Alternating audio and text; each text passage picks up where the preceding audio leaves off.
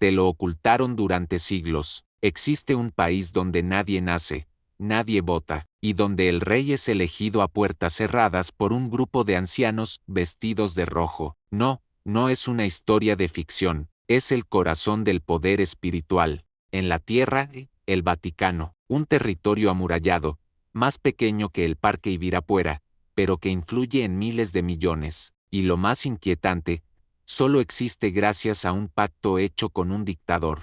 Y si te dijera que este lugar ha sobrevivido a imperios, guerras y revoluciones sin ejército, sin elecciones, solo con fe y secretos, dale me gusta si esto te confronta. Suscríbete, porque lo que viene a continuación puede cambiar tu forma de ver el mundo espiritual. Lo que parece ser solo una pequeña ciudad amurallada guarda una de las historias más intrigantes de la humanidad. Durante más de 1000 años, los papas gobernaron vastas regiones de Italia, conocidas como los estados pontificios. Esta era de dominio espiritual y político comenzó a tambalearse cuando surgió un nuevo sueño entre los italianos, la unificación nacional. La existencia de los estados pontificios dividía la península y impedía que Italia se convirtiera en un solo cuerpo. Así, en 1870, las tropas italianas marcharon sobre Roma, poniendo fin al dominio papal sobre esos territorios. Parecía el fin de una era, pero en realidad, era solo el inicio de un conflicto que duraría casi 6 décadas. Pero había algo que nadie sabía. El Papa Pío IX, derrotado políticamente, se negó a salir de los límites del Vaticano. Se declaró prisionero dentro de sus propios muros. Una actitud que, a primera vista, podría parecer orgullo o terquedad, pero que en realidad escondía una profunda convicción espiritual.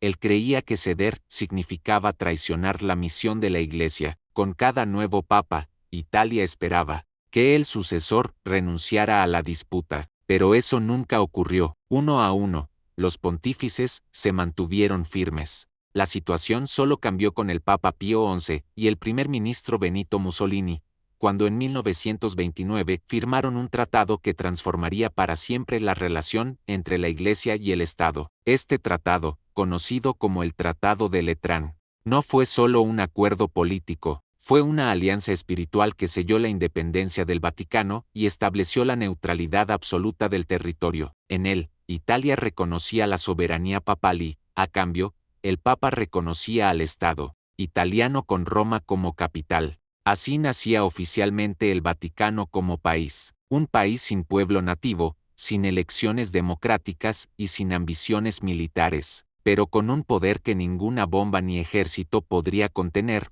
el poder de la fe. Durante la Segunda Guerra Mundial, Roma fue invadida, pero el Vaticano, gracias al acuerdo y su neutralidad, permaneció intacto, un verdadero milagro en medio del caos. ¿Y por qué se estableció el Vaticano justamente en ese lugar? La respuesta está en la fe y la tradición. Se cree que allí está enterrado San Pedro, el primer papa, el apóstol al que Jesús confió: tú eres Pedro, y sobre esta piedra edificaré mi iglesia. Mateo las 4:18 de la tarde. Sobre ese lugar sagrado se erige la majestuosa Basílica de San Pedro, el corazón de la cristiandad. No fue solo una cuestión geográfica, fue un llamado espiritual. Establecer el Vaticano allí era, para la Iglesia, continuar la misión apostólica sobre los cimientos del primer testimonio de fe. Y esa misión continúa hasta hoy, a pesar de todas las contradicciones y complejidades de ser un país, sin ser exactamente un país. En el próximo capítulo, descubrirás por qué, aunque es independiente, no necesitas pasaporte para entrar al Vaticano, y cómo puede tener moneda oficial sin pertenecer a la Unión Europea. Prepárate para sumergirte en un territorio donde no aplican las reglas del mundo, pero donde reina una autoridad que trasciende las naciones. ¿Cómo puede un país existir y al mismo tiempo parecer que no existe? Uno entra sin darse cuenta. No hay aduana, ni control de inmigración, ni un cartel que diga bienvenido al estado de la Ciudad del Vaticano. Es como pasar de un mundo a otro, sin cruzar ninguna frontera visible. Esa frontera sin barreras es el símbolo perfecto de lo que representa el Vaticano, un reino espiritual dentro del mundo físico, un país que no sigue las reglas de los demás, pero que sigue teniendo una de las mayores influencias de la Tierra. Y todo esto comienza con una distinción que casi nadie entiende, la diferencia entre el Vaticano y la Santa Sede. Contrario a lo que muchos piensan, el Vaticano no es la sede de la Iglesia Católica, es el territorio, el espacio físico. La Santa Sede es la entidad espiritual y jurídica que gobierna ese territorio y también a todos los fieles de la Iglesia en el mundo entero. En términos simples, el Vaticano es el cuerpo, y la Santa Sede es el alma. Esta diferencia lo cambia todo, especialmente en lo que respecta a relaciones internacionales. Por ejemplo, quien mantiene embajadas y relaciones diplomáticas no es el Vaticano, sino la Santa Sede. Es ella quien tiene una silla permanente en la Organización de las Naciones Unidas, aunque no sea un Estado miembro. Es ella quien habla en nombre de más de 1.000 millones de católicos, y todo esto con un detalle que intriga, sin ser una democracia. Pero esto es solo el inicio de una realidad mucho más compleja. La ciudadanía vaticana, por ejemplo, no se obtiene por nacimiento. Nadie nace en el Vaticano, porque casi nadie vive allí de manera permanente. El Papa otorga la ciudadanía solo a quienes sirven directamente a la misión de la Iglesia: sacerdotes, guardias suizos, diplomáticos y miembros del alto clero. Y así como se concede, se retira automáticamente cuando la persona deja de trabajar para la Santa Sede. El pasaporte vaticano es uno de los más raros del mundo. No representa una nacionalidad en el sentido habitual, sino una misión, un llamado, estar al servicio del cielo, incluso en asuntos terrenales. Otro aspecto que sorprende es la moneda. Sí, el Vaticano usa el euro, pero no forma parte oficialmente de la Unión Europea ni de la zona euro. ¿Cómo es posible? A través de un acuerdo especial con Italia, el Vaticano obtuvo permiso para acuñar sus propias monedas en euros, con el rostro de los papas en ellas. Estas monedas son muy apreciadas por coleccionistas y constituyen una fuente de ingreso para este microestado. Pero eso revela algo más profundo: el Vaticano se sostiene no por su fuerza económica, sino por su fuerza simbólica. No tiene industria, ni agricultura, ni publica cifras de PIB. Existe porque representa un valor espiritual que no se puede negociar. Y a pesar de no tener impuestos, ni sistema público de salud o educación, el Vaticano funciona. Sus servicios básicos, como el agua, la electricidad e incluso la seguridad, son provistos por Italia tal como lo establece el Tratado de Letrán. Es decir, es un Estado soberano que depende de otro Estado para casi todo, y aún así, nadie pone en duda su legitimidad, porque el verdadero poder del Vaticano reside en algo que no se puede medir: su influencia moral. En un mundo cada vez más escéptico, más polarizado y más superficial, el Vaticano permanece como un recordatorio de que aún hay realidades que escapan a la lógica mundana, que todavía hay lugar para lo sagrado en medio de la política. En el próximo capítulo entenderás cómo funciona el gobierno del Vaticano, quién manda, cómo manda, y por qué aún tiene sentido en pleno siglo XXI. Si este contenido te está haciendo reflexionar, compártelo con alguien que también valore lo espiritual. Imagina un país donde el jefe de Estado es elegido en silencio, dentro de una capilla, por hombres vestidos de rojo, y nadie puede interferir. No hay campañas, ni debates, ni encuestas. Hay oración, silencio, humo blanco. Así se elige al líder supremo del Vaticano, el Papa. Y este proceso, conocido como conclave, es quizá uno de los últimos rituales sagrados de poder en el mundo moderno. Pero, ¿qué sucede después de la elección? ¿Cómo puede un solo hombre gobernar un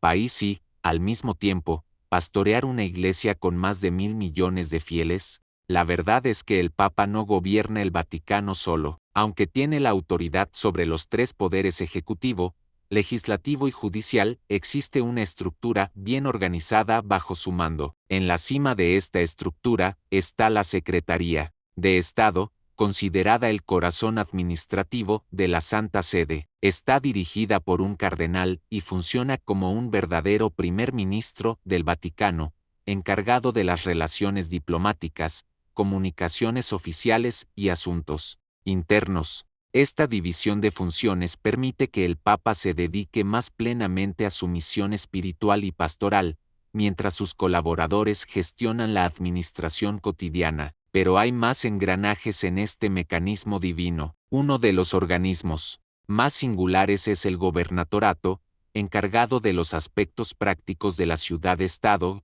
limpieza, mantenimiento, seguridad y organización civil. Se asegura de que todo funcione con orden, como en una pequeña ciudad, y aunque parezca algo puramente burocrático, cada detalle tiene un sentido espiritual. Hasta los jardines son cuidados como si cada flor fuera una oración viva. Otro órgano esencial es la administración del patrimonio de la sede apostólica, que gestiona los recursos financieros y los bienes inmuebles. Estos departamentos revelan algo fascinante: el Vaticano es, al mismo tiempo, un reino espiritual y una institución altamente organizada. El Papa, a diferencia de los reyes y presidentes del mundo, no hereda el trono. Tampoco lo conquista con poder militar. Es elegido por los cardenales reunidos en oración y discernimiento. Esto convierte al Vaticano en una de las últimas monarquías absolutas, pero también en una de las más espirituales. La elección del Papa se lleva a cabo bajo juramento de secreto, dentro de la Capilla Sixtina, un lugar donde el cielo parece tocar la tierra. Allí, bajo la mirada de los profetas y ángeles pintados por Miguel Ángel, los cardenales piden luz al Espíritu Santo para tomar la decisión más sagrada de sus vidas. Y cuando el humo blanco se eleva, el mundo entero se detiene. La elección de un papa no es solo una transición de poder, es un signo de esperanza, y aunque el papa tenga autoridad suprema, su misión no es mandar, sino servir. Es el siervo de los siervos de Dios, como dice su título milenario, un hombre que representa a Pedro, pero que también lleva el peso de toda la Iglesia. No es infalible en todo, pero cuando habla con autoridad sobre la fe y la moral, su voz resuena con el peso del Espíritu Santo. Esto hace que el gobierno del Vaticano sea algo único. No se trata solo de leyes, sino de principios eternos. No se trata de territorio, sino de testimonio. Y aunque cuente con estructuras de apoyo, todo gira en torno a la presencia de un hombre vestido de blanco, que nos recuerda que, en este mundo lleno de vanidades, aún hay lugar para la santidad. En el próximo capítulo, descubrirás los desafíos que enfrenta el Vaticano en el siglo XXI, desde la lucha contra el crimen hasta sus finanzas y su presencia en el mundo moderno. Si esto ha tocado tu corazón, compártelo con alguien que también necesita recordar que lo espiritual aún gobierna sobre lo temporal. ¿Cómo puede un país sin ejército, sin industria, sin elecciones, seguir siendo escuchado por todo el mundo? Esa es la pregunta que intriga a líderes, periodistas y académicos desde hace décadas. El Vaticano, desde el punto de vista de las métricas humanas, no tiene ningún poder. No tiene petróleo, ni territorio, ni fuerza militar. Y sin embargo, sus palabras resuenan en naciones enteras. ¿Qué lo explica? La respuesta está en algo que ningún radar puede detectar: el poder espiritual. Ese poder, sin embargo, no exime al Vaticano de enfrentar los mismos desafíos del mundo moderno. Uno de ellos es sorprendente: la criminalidad. Por increíble que parezca, en los años 2000, el Vaticano fue considerado uno de los países con mayor índice de crímenes per cápita del planeta. ¿Cómo es posible? Simple: con una población residente tan pequeña y millones de turistas al año, cualquier hurto hace que los números se disparen. La mayoría de los delitos son menores, pequeños robos, carteras, objetos personales. Pero el símbolo es poderoso. Incluso el corazón de la fe es tocado por las sombras del mundo. Por eso, la seguridad se coordina con la policía italiana, especialmente en la Plaza de San Pedro. Pero los desafíos no son solo externos. Internamente, el Vaticano también enfrenta dilemas financieros y administrativos. La ciudad-estado no cobra impuestos ni cuenta con fuentes tradicionales de ingresos. Se sostiene por medio de donaciones, inversiones, venta de entradas a los museos, recuerdos religiosos y ediciones especiales de monedas. Este modelo, aunque simbólico, es frágil y exige una gestión transparente y coherente con los principios cristianos. En los últimos años se han implementado reformas en la administración financiera para evitar escándalos y proteger el testimonio de la Iglesia. La transparencia se ha convertido en un nuevo llamado a la santidad institucional, demostrar que es posible manejar recursos con honestidad,